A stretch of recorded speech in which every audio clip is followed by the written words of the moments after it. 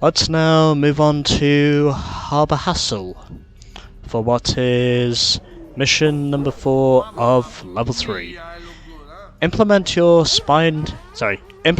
knowledge of maneuvers and weaponry to prove your mettle as a spy. I'm going to assume that's a pun, but it probably isn't.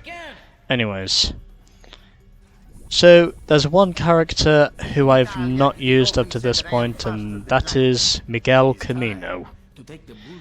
So, I think just because I've not used Miguel yet, I might as well use him now, since he is the only character who I have not used up to this point. So I am playing as Miguel Camino for Harbour Hassle. And by the way, I'd like to remind everyone, to quoting Mater, I'm not a spy. And yes, ironically enough, that is a quotation from the movie, if you can seem to remember the Big Ben scene where they were trapped. Anyways, let's get on with this. And I am doing this playing as Miguel Camino, and I'm doing this against a bunch of lemons, including Professor Z himself, which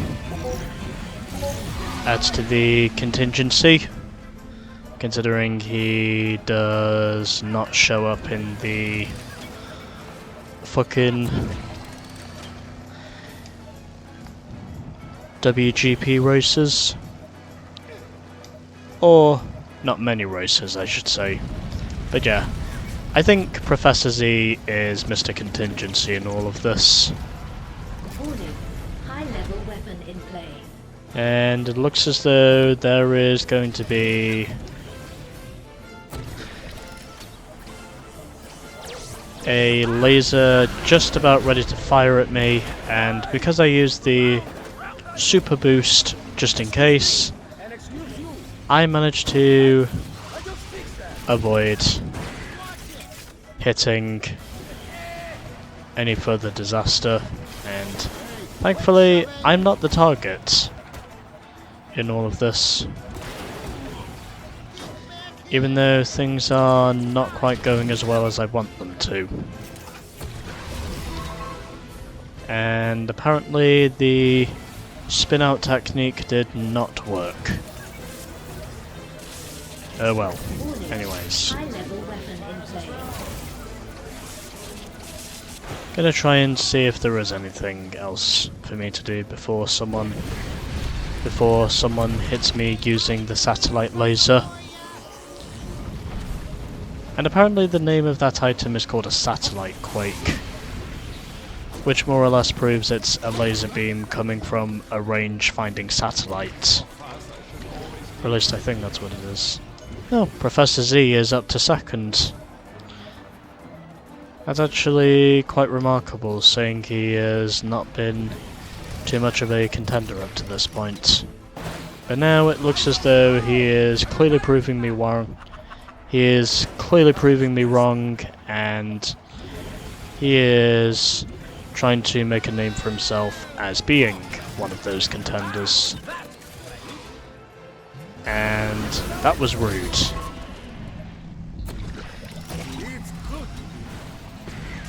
Well, just gonna put down the oil slick because I want to, and blasting my way back up into the lead, and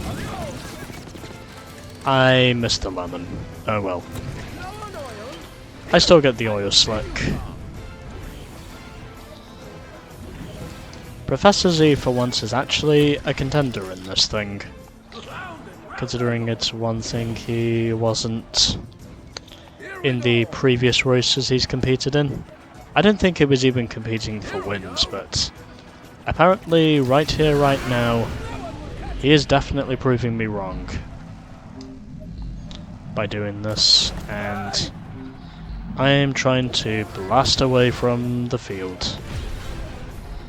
And so, I blast onwards to victory. Warning. High-level weapon in play. And so, Professor Z in the end of that wound up finishing 4th. Acer finished in 2nd, Graham was 3rd, and apparently as it might be, a Trunkov had officially finished in 5th position, ahead of Hugo, and then we had the other 3 Trunkovs the other 4 Trunkovs occupying the bottom 4 positions. So, shout out to the guy who finished in 5th, because this is probably the first time all game long I should say. By the way, we've now unlocked level 5. All game long, the Trunkovs have just been terrible compared to the rest of the AI, because they've just had a very bad habit of finishing last. Anyways, level 5 is unlocked, meaning we have now obtained the arena, along with Canyon Run. Good to assume that's Radiator Springs. The Radiator Sprint, another track I would assume is in Radiator Springs. And we have also unlocked Miles Axelrod. And that's it. Okay. Well, anyways. 4 missions down and we still have 3 to go. Sorry, 4 missions down and we still have 2 to go. Well, 3 if you include the squad series. Which I will of course be doing afterwards because I want to claim the extra leverage. Anyways. Harbour Hassle is now done, and next time we will be doing Power Surge. Stay tuned for more of Cars 2.